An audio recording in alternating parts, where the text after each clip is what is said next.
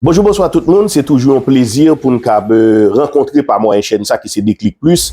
Jodi, nous décidé pour nous venir parler autour de la santé, mais pas sous n'importe qui bagaille. La santé, récemment là, nous sommes fait face avec un bagaille qui saute secouer le monde là, qui c'est une pandémie, qui c'est COVID-19. Eh bien, mai 2024, nous avons un gros accord qui pour le signer, il fait déjà, mais arrêté seulement pour le paraffer. Yo parle ba yon seul monde droit, pas n'importe qui droit, mais c'est droit sous santé ou ap vivre et puis yon monde qui gen droit sous vous. Autrefois c'était yon organisme qui te gen droit pour te cap annoncer yon pandémie. Jodi a c'est yon grain monde. Et bien nous gen yon confrère qui c'est Nicolas Dupont qui pour le décrypter actualité moment. Yo parler de passeport cap vini. Ouais c'est on a loué ça gen dans loge.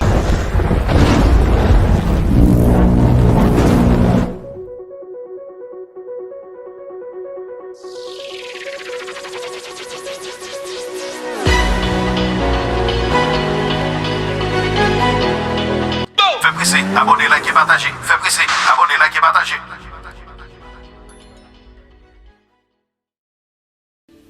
Ce soir, je veux vous parler d'un nouveau péril pour nos libertés. C'est le futur traité international sur les pandémies négocié entre l'Organisation mondiale de la santé et les différents États du monde. Ce traité va restreindre le pouvoir des nations et organiser la mainmise de l'OMS sur nos politiques de santé. C'est extrêmement grave pour nos libertés individuelles, parce qu'on a vu à quel point l'OMS avait, pendant la crise Covid, marché main dans la main avec les États les plus répressifs et avec les laboratoires pharmaceutiques les plus dangereux.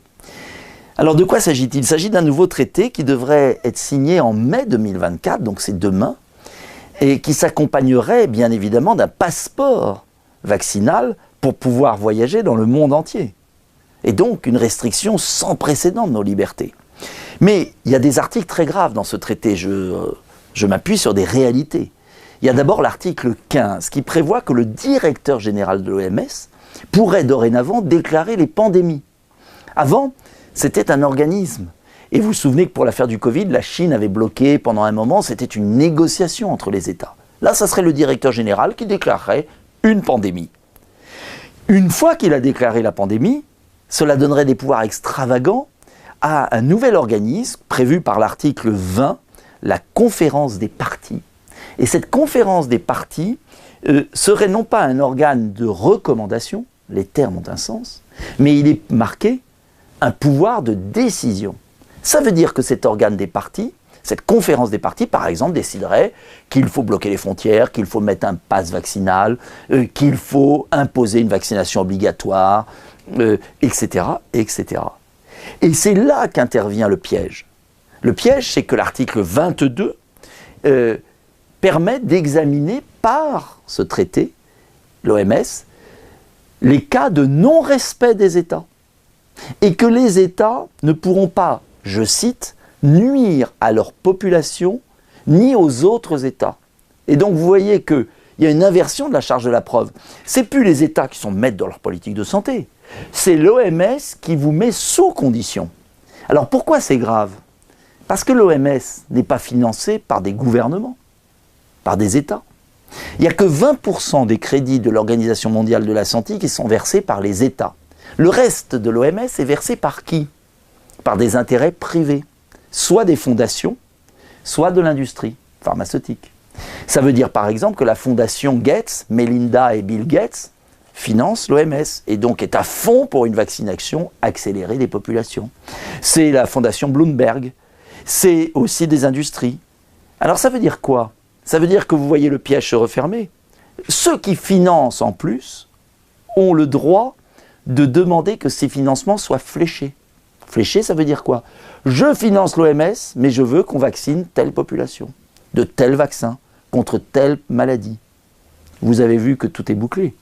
On peut très bien imaginer des grandes entreprises pharmaceutiques qui veulent écouler, comme ça s'est passé au niveau de l'Union européenne, 4,6 milliards de doses pour 71 milliards d'euros décidés par Mme von der Leyen avec des SMS, dont 2,4 milliards d'euros pour une seule entreprise, Pfizer, Et donc vous imaginez que le pouvoir de décision n'appartient plus à la démocratie, au peuple, mais à un organisme supranational dirigé par des entreprises et des fondations. C'est une remise en cause totale de la souveraineté des nations, de la liberté individuelle, et c'est peut être une catastrophe sanitaire. Voilà pourquoi, à la lumière de ce qu'on a vécu au moment de la crise du Covid, il est vital de se mobiliser contre ce traité. Je vous invite à diffuser cette vidéo, je vous invite à la partager, je vous invite à alerter, je vous invite à écrire aux parlementaires, je vous invite à m'aider aussi, à donner. On a besoin d'argent. Financièrement, oui. Nous sommes face à des intérêts qui ont des milliards. Nous sommes là avec nos convictions, notre cerveau, notre lucidité. Alors, aidez Debout la France ou d'autres, faites ce que vous voulez, mais on a besoin de vous car il faut une prise de conscience mondiale avant mai 2024. Il nous reste moins d'un an pour gagner la bataille. Il n'y a jamais de bataille perdue. Souvenez-vous de celle sur les soignants suspendus. On l'a gagnée à force de conviction. Alors, on va gagner celle-là et on ne laissera pas l'OMS et des lobbies décider de notre corps, de notre santé, de ce qu'on se met dans le corps. Déclic plus, chaîne moment. Déclic plus, chaîne moment.